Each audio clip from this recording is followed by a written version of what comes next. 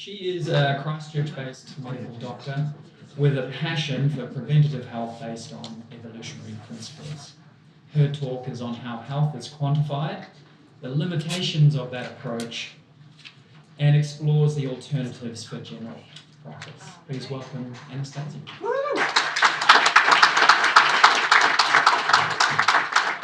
Kia ora, everyone.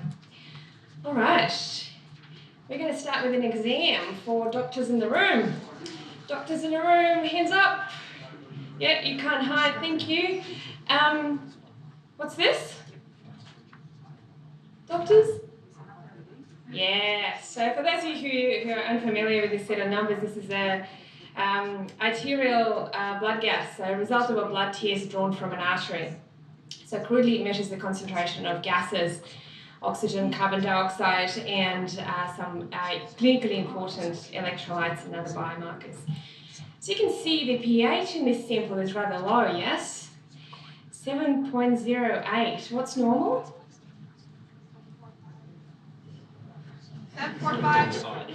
Something like that. So it's in the acidic range, you would agree, yes? This acidosis is not caused by high meat or high grain or a wrong blood type diet. It will not be cured by alkalizing your body with green smoothies. It will not be cured by going vegetarian or switching to gluten-free muffins. All right, looking at this set of numbers, the doctor is going to tell you that here we see severe metabolic acidosis with respiratory compensation, several electrolyte abnormalities such as severe hyponatremia, hyperkalemia, and this is likely caused by diabetic ketoacidosis, a type 1 diabetes emergency. It will not be cured by a low-carb diet or a ketogenic diet, but medications. And some of them even have unpronounceable chemicals. And it will probably require an ICU admission.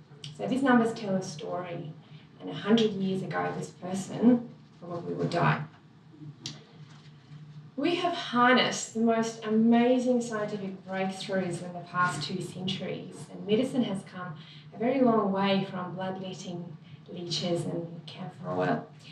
We have also rightly turned away from eminence-based medicine with its blind faith in the authority of the expert in the white coat.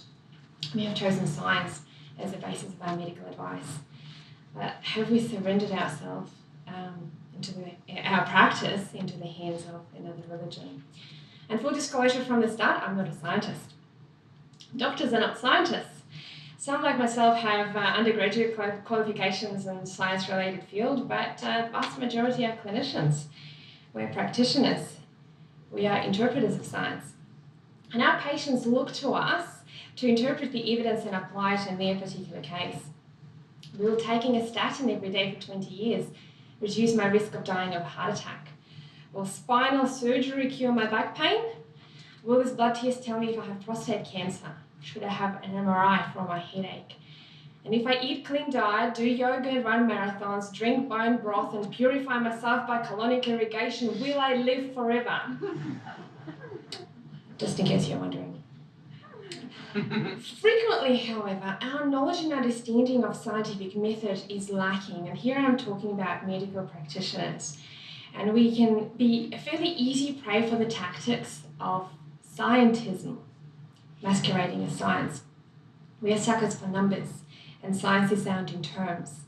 And on the other hand, we can be easily manipulated into dismissing other forms of knowledge. I think there is a contradiction in expecting science as it is now to answer every single question.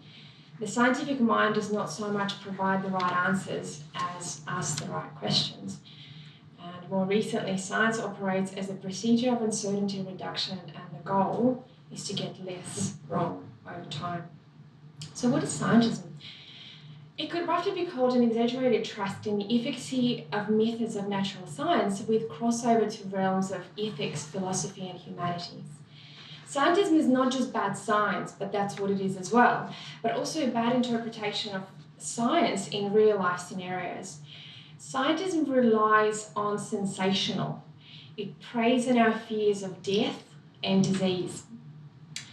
It thrives in the world of clickbait headlines, publish or perish academia, and our very, very short attention spans. It likes to counter any criticism of itself as an attack on science, but that's actually counter to the very spirit of scientific endeavour, which propels us forward by questioning everything, including what we know the best. And scientism has a huge advantage for that reason over science because it overrides uncertainty, ignores opacity, and simplifies organic complex systems like an individual, ecosystem, and a society to linear, inorganic, dead objects. And that makes us feel like we're in control. Scientism, by definition, is reductionist. One of the starkest examples of the use of scientism in the modern medicine, in my opinion, is the use of body mass index as an estimator of individual risk of chronic disease. While the relationship between BMI and chronic health risk remains far from linear, and multiple health professionals have been calling for abandoning this measure, it is still used in countless GP consultation rooms, nutrition surveys, insurance assessments, and even immigration medicals. Now, today I don't have the time to get into the evidence of how this poor measure is from a physiological point of view, but I do recommend that you go and see, go do your own reading through PubMed. Today I'm more interested in its ethical aspect. So this measure itself, in my view, has crossed the boundary between biologic and ethical. Now, who here knows their BMI or their weight? That's the majority of you, which is pretty typical. I would also bet that those of you who know your number also assign an ethical value to that number. So your particular number is either good or it's bad, and not just in a clinical sense. In Western society, this number can be strongly linked to our personal identity, where this number either makes you a good, virtuous person who's able to resist temptation and exert appropriate punishment on themselves in a form of exercise, or a bad person who's slothful or gluttonous. Now, do you feel the same about your hemoglobin levels? Or your blood sugar level? I personally find it quite disturbing that a biological marker can be used in such a way and wielded like a sword by both some of the public health advocates and also the savvy fast food corporations that all imply in unison that our expanding waistlines are the result of our inability to control our lifestyle choices, our collective will of power, a collective lack of willpower, and our inability to eat and exercise more. The impending chronic disease crisis reduced to a simple matter of body mass management, and the only solution offered right now is more education to the public. Oh, that's sad stuff. To me, that's what's disturbing. But when I put a child patient on the scales to calculate the right medication dose for them, her parents frequently ask me, is this number good or bad? Does medical establishment legitimize the cultural phenomenon of biophobia? I certainly think that we're complicit in it. One number is a very powerful thing, as millions of people who are judged by it know very well. That's scientism. Let's take a look at another example. In September this year, the National Institute of Health, the US leading medical research agency, announced the following press release about a new study on the management of hypertension, elevated blood pressure. The media release claimed that the study discovered that when it comes to blood pressure, the lower the better, and patients who had aggressive management of their numbers below the current standard, down to systolic of 120, had, quote, reduced rates of cardiovascular events such as heart attack and heart failure, as well as stroke by almost a third, and the risk of death by almost a quarter, compared to those with systolic blood pressure of 140. The text of the release contained words and phrases such as landmark clinical trial, life-saving information, we are delighted, important milestone, could ultimately save lives. Multiple news outlets picked up that story. Over the following few days to weeks, it was trumpeted in every media outlet. However, a few science journalists, doctors and researchers started ringing alarm bells after realising we actually have no study to back up the claims.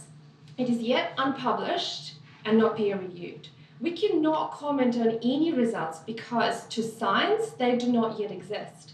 We have a few relative risk factor numbers, such as a quarter or a third, and they're meaningless without the absolute risk reduction, without number needed to treat, without number needed to harm. We also have some gushing statements from the key persons involved. We even have a press conference, but no actual science.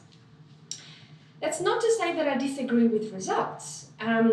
To date, the evidence suggests that aggressive lowering of blood pressure below 140 systolic is not associated with improved outcomes, as you can see here, and in fact is associated with some side effects, as you can see here. So this is the analysis of 2012 Cochrane collaboration. However, it is still possible that the new study is going to bring new information to light. This is how science works. But the scientific and the medical community should be making their decision based on the actual data, not press releases. This is indeed scientism at its best. Another fascinating example of scientism in medicine is reclassification of what we traditionally named risk factors into disease states. Risk factors in epidemiology are factors that are associated with increased risk of mortality or morbidity in certain populations under certain conditions. However, in the current scientism model perpetuated by the media, the risk factors are the disease. As such, they are manipulated with pharmaceuticals with clinical victory declared when a certain measurable risk factor returns to a normal range, disregarding instances where this has no bearing on overall morbidity, mortality, or simply quality of life. Multi-million-dollar randomized controlled studies are run where the only measurable endpoint are the risk factor in question, and they're called surrogate endpoints. So recently, this disconnect between biomarker manipulation and real-world outcomes played out very well in the development of CETP inhibitors, and they're the drugs that were hailed to be the successors of these statins, who not many people like very well. So CETP inhibitors act on a different pathway in cholesterol metabolism, and the first drug of its class, tirzepatide, was supposed to increase HDL, the so-called good cholesterol. And it did that in clinical trials. It achieved what it needed to achieve. However, the increase in HDL carrying particle was also accompanied by unexpected and unexplained, what it seemed like, increase in mortality in study subjects. The study was promptly halted. And most recently, the pharmaceutical company Eli Lilly discontinued a trial of another drug of its class, evacetrapib, after investing millions and millions of dollars in it. Once again, in spite of improving the actual numbers that they needed to improve, the drug did not improve outcomes. And they're the outcomes that are really important to our patients, of premature death, heart attacks, and disease. It tells us the numbers that don't always provide the best information, and data does not always equal knowledge. Why is this a problem? Biomarkers are indeed a useful tool for clinicians, for patients, for public health as a whole. Yes, there are quite a few biomarkers right now that are problematic from a biological point of view, especially in the area of chronic disease risk. However, apart from the very real biological inconsistencies that these have, to me personally, their main issue is the fact that they reduce health to an ordered list of specifications. In the world of scientism, everything is flat and two-dimensional, obsessed with causality and this illusion of personal control. In this world, health is reduced to a faultless operation of our fleshy physical shell. Even the language that we use can be quite revealing. With a car, a relatively modern invention used as a common metaphor, we talk about fueling. We talk about being out of alignment. We talk about breaking down and regular checkups with your mechanic doctor. The biomarkers are like gauges that require your urgent attention and fixing. And if everybody just kept their car in fine working order and sorted out this fueling problem that everybody seems to have, we would achieve the goals of public health. Now, humans are nothing like a car. They're messy and unpredictable, and this was following a very quiet 10 minutes in the same room as a zinc nappy rash cream. Very unpredictable. If we limit our knowledge to only the calculable, provable, computable, measurable, and testable by an ICT, we actually engage in scientism, not science, because science is better than that. Because science is a map, not the territory. Many cultures that were untouched by the Western civilization have developed their own knowledge systems, which seem to have grasped the idea that the real world is a rich, interconnected mess, where pushing on one part of the system results in incalculable consequences in the other. Russia, which is where I'm from, has a strong tradition of folk medicine, народная медицина. This practice is so popular and so well accepted to this day that its practitioners are registered in Russia and practice alongside, not against, alongside their Western medicine counterparts. Similarly to other traditional health practices, it relies on the knowledge of local healing herbs, and that's passed down from generation to generation. The other core tenet of Russian folk medicine is fasting and the use of food as medicine. And that's all intertwined with a strong Orthodox tradition of fasting and almost brutal Lent fast.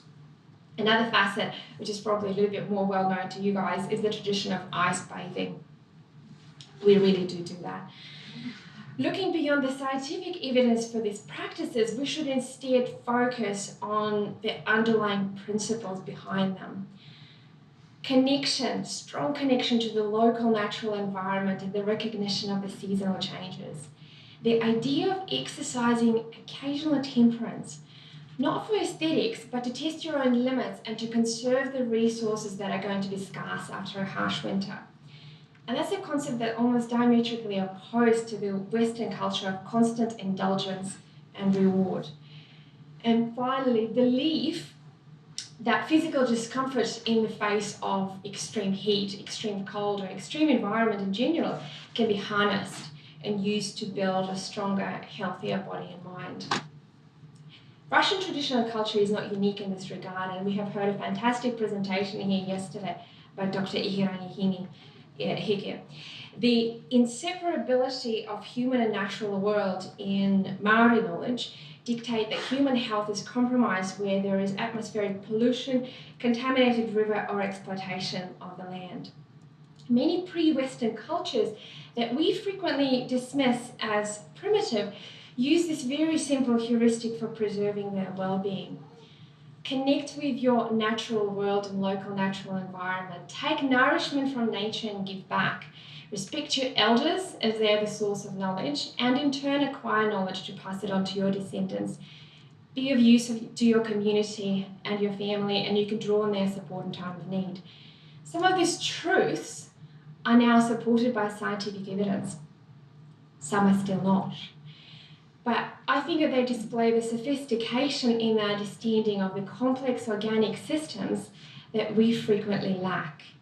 Do you really need a scientific study to tell you that hiking out there in the mountains, along the river, in your lake, is going to be good for your body and soul?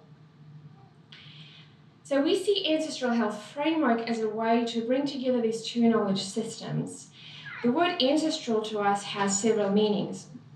First, it refers to our biological heritage in the form of genetic code.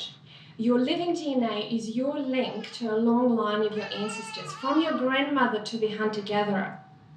This term also acknowledges our connection with every living being on Earth via the common ancestor, as it was first recognized by Darwin in The Origin of Species. Strands of DNA are not the only thing that are connecting you to a tui, hector dolphin, a weka, or a kauri tree. You also share an ecosphere, and you interact always, without realizing it or not, on micro and macro level, pulling on invisible strings which initiate complex downstream effects, and these reverberate back to human species.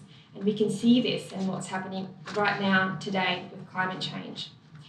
Ancestral also refers to something a little bit less tangible but not less important, the rich cultural heritage that has been passed down from our ancestors and which binds us to our own tribal group, shaping our experiences and understanding of the world.